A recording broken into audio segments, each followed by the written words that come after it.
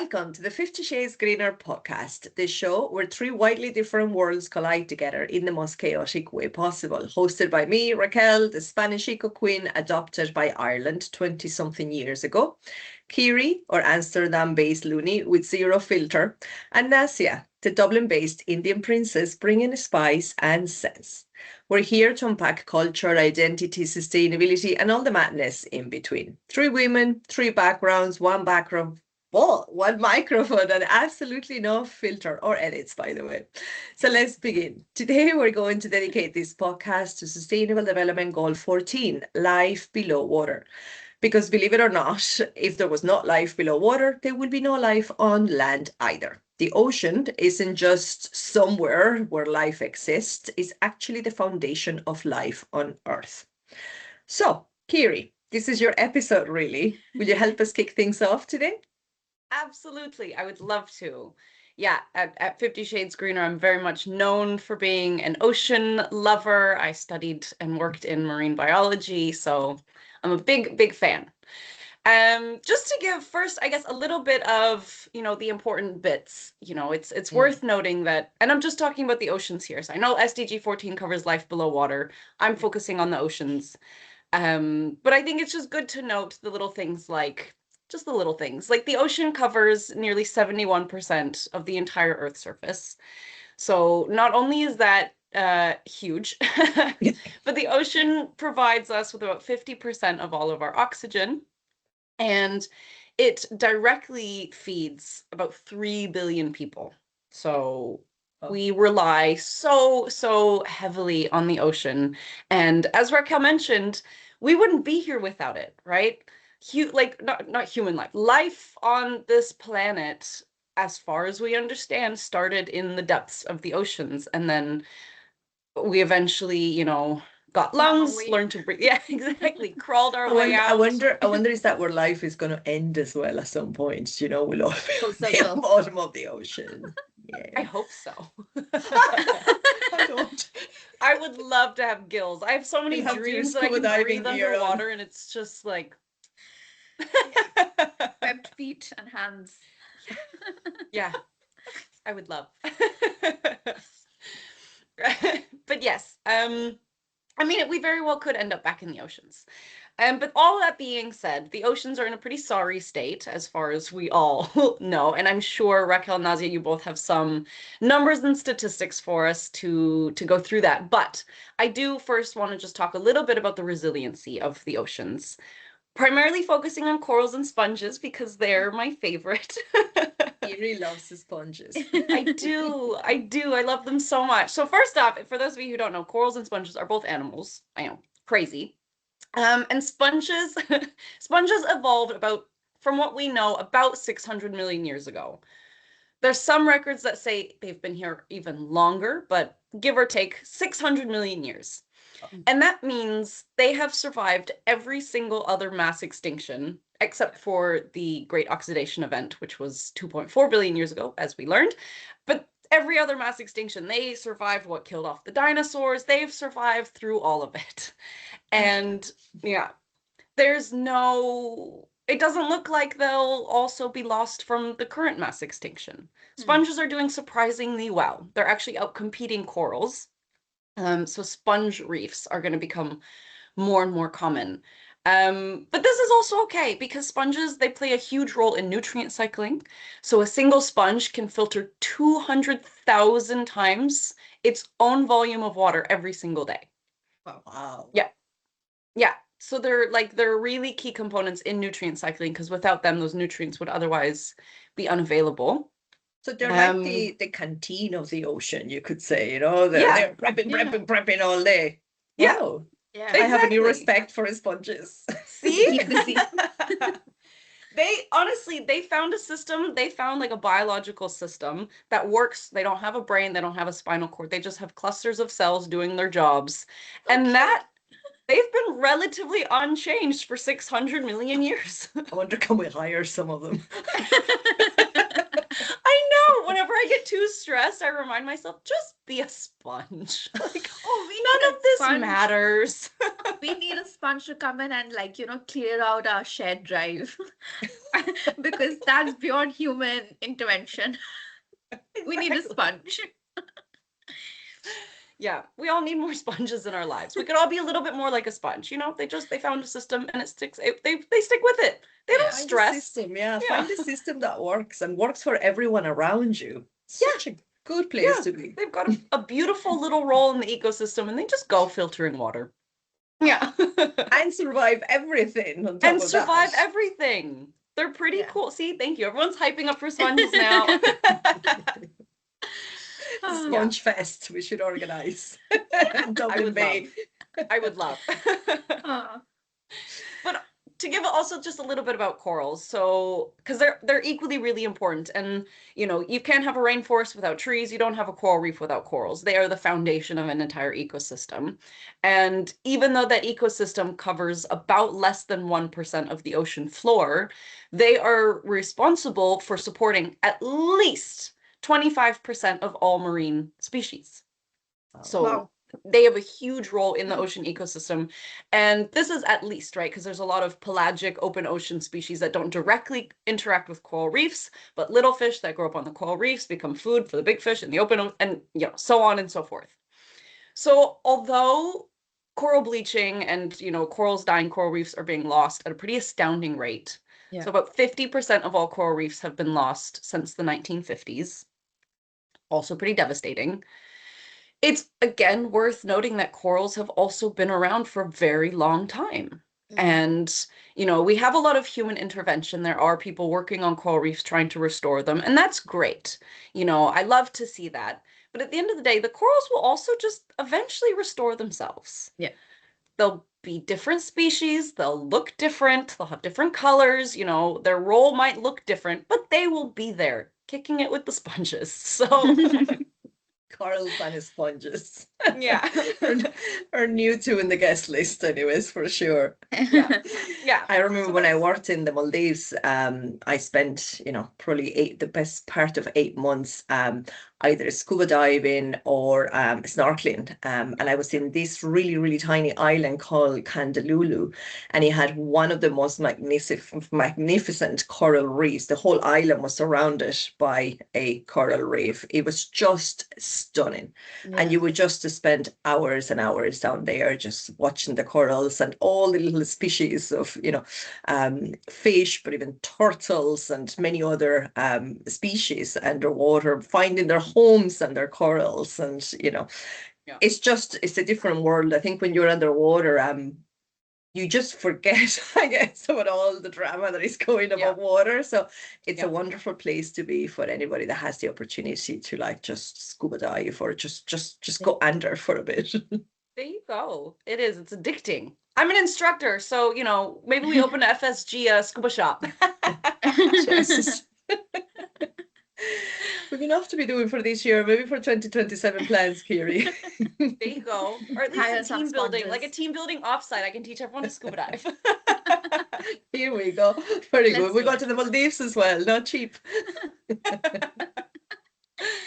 Uh, Very good. Well, I wanted to follow up with something as well of good news, rather than bad news. There is something that maybe some people don't know or haven't heard about, and that's the UN High Seas Treaty, which is actually a really big deal, because nearly half the planet are the high seas, and they're basically the Wild West. There is no clear rules. There's been a lot of overfishing, even mining, and not really any protection of those high seas, which is, slightly concerning given that the ocean keeps us alive.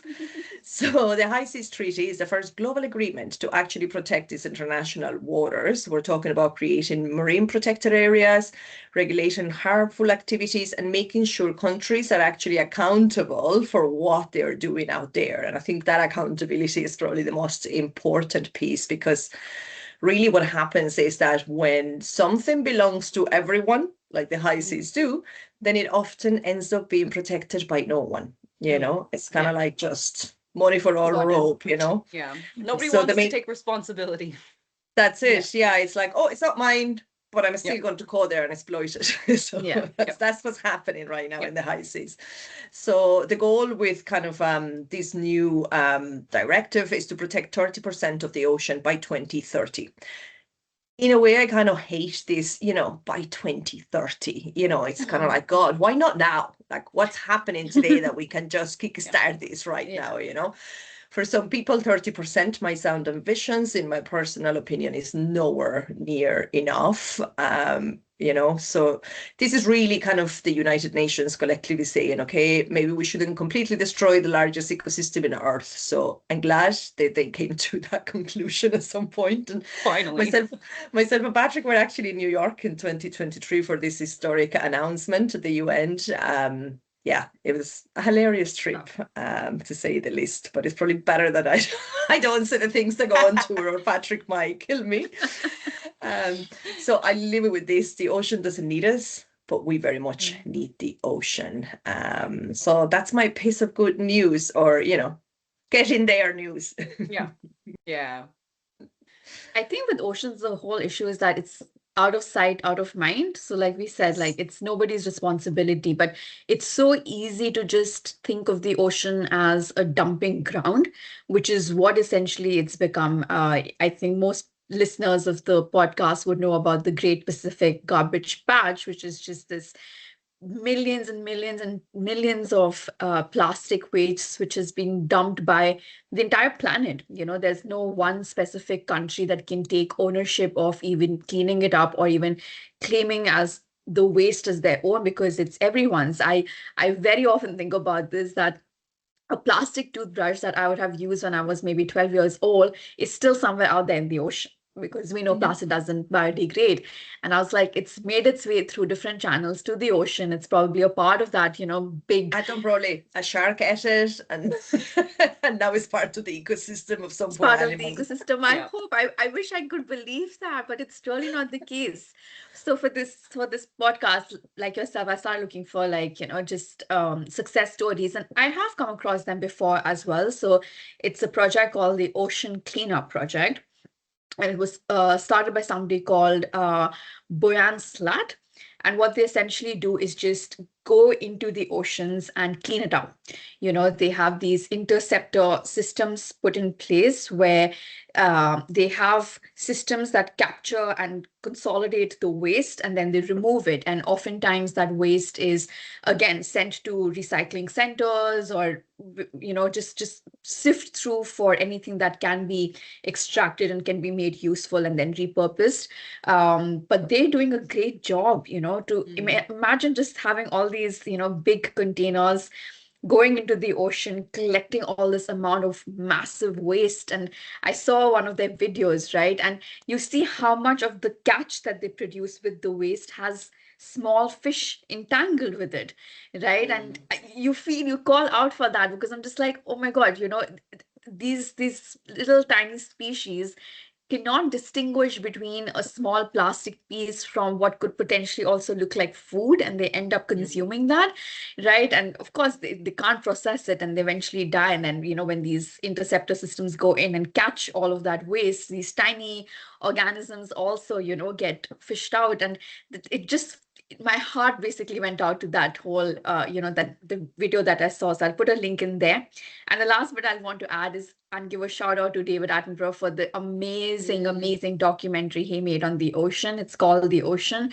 And I think we referenced this in the last podcast also, was just around bottom trawling, which is how our fish is basically sourced from the oceans, and that we're continuously scarring the ocean and the seabed, for what? For just food, which we can find alternatives to, because it's pristine. The ocean is pristine. If you walk by a seashore, you're just like, it gives you that calm, and we need to protect it. We may not be able to see the damage under the surface, but it's happening. And we're not saying that we shouldn't fish, though. Like, fish is an Yeah. important part of our diets, but that bottom net trawling we were talking about in the last podcast, it takes everything with it anyways, it, and 80% of it keeps being thrown back then, because it's not not good to them. You know, if you're looking for hake and you've catched a couple of turtles and a dolphin along the net, they get thrown out and they're probably gonna die anyway from the damage that's been done to them. So it's the inefficiency of the systems that we have, I guess.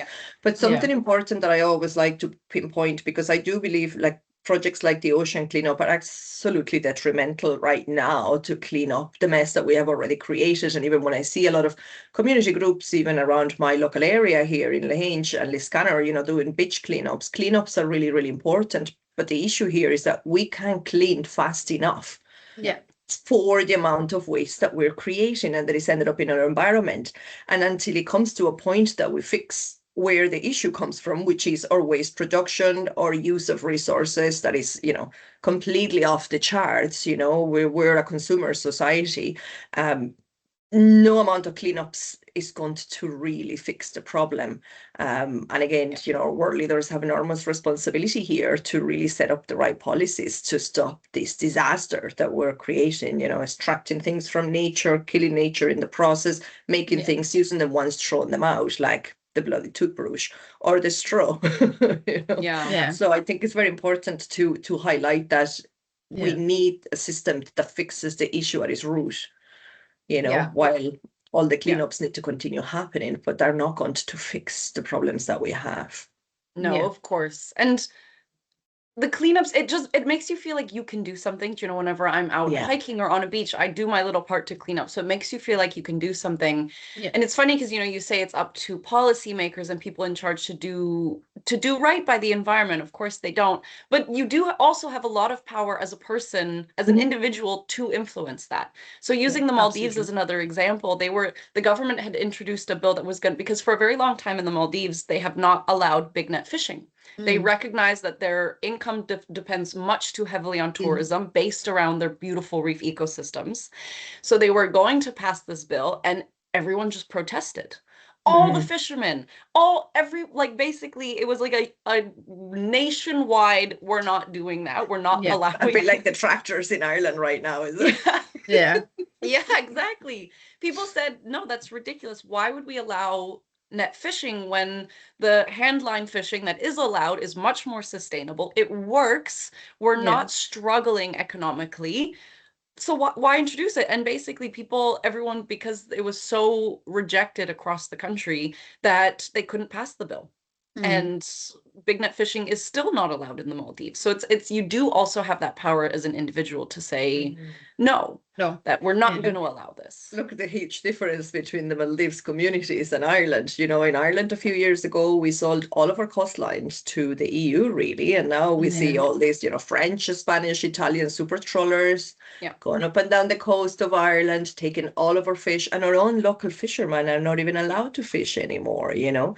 I don't know if that agreement must have been done, you know, hiding behind closed doors or something, but we certainly didn't go out on the streets to help our local fishermen at the time, you know. And that's something I think we do need to do a little bit better in Ireland, perhaps, is, you know, speak up and protest for others. And right now there is huge protest going on around the price of petrol, but you know, when it comes to issues that I personally consider even more damaging than the price of petrol, we're not coming out and protesting. And so we're not really telling our policymakers what it is that we want to see in Ireland, you know? Yeah. I think, and just again, using the comparison of the Maldives, part of the difference that I could see is that Maldivian kids are grown up swimming.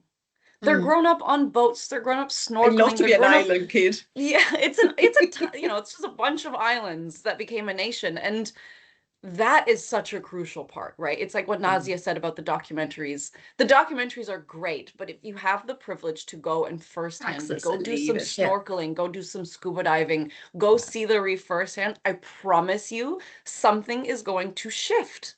You can watch my partner, I would make her sit and watch the David Attenborough documentaries with me, but until I forced her to learn scuba diving and go with me, there was something that clicked. And it was just this excitement, this love, this awe of a really incredible ecosystem that we just don't know enough about.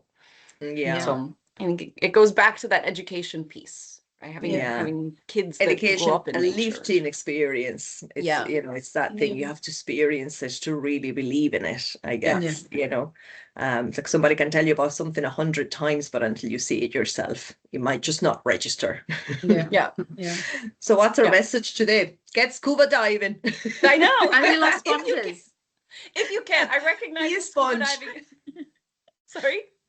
Be a sponge. Be a sponge. That's the takeaway. Absolutely. Be a Very sponge. good. But if So you we're going to leave it can, there for today. yeah. I know you love this topic, Kiri, but you could be talking about it the whole day. And we do have works and things to do. No.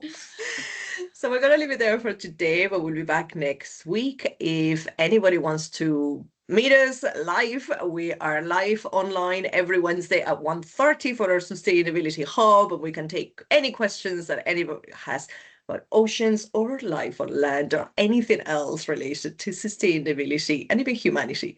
So with that, we leave you until next week. Bye. See ya. Bye.